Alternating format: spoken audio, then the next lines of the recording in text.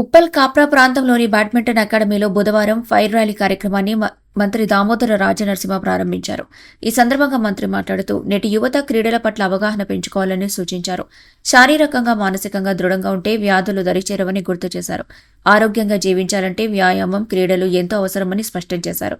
ఈ కార్యక్రమంలో భాగంగా మంత్రి దామోదర రాజనరసింహ క్రీడాకారులతో కలిసి బ్యాడ్మింటన్ ఆడారు.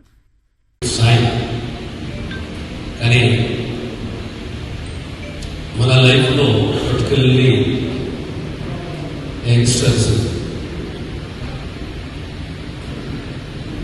ఖచ్చితంగా స్పోర్ట్స్ అనేది ఉండాలి.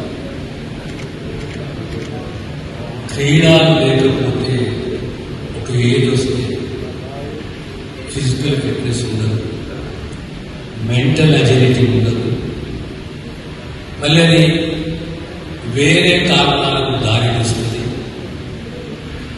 ఈరోజు సమాజంలో వ్యాధులు కేవలం 60% మన వే ఆఫ్ లైఫ్ కానీ దానికి తోడు ఫిజికల్ ఎక్సర్సైజ్ లేకపోవడం ప్రధాన కారణం. మరిన్ని అప్డేట్స్ కోసం మా ఛానల్ని సబ్స్క్రైబ్ చేయండి.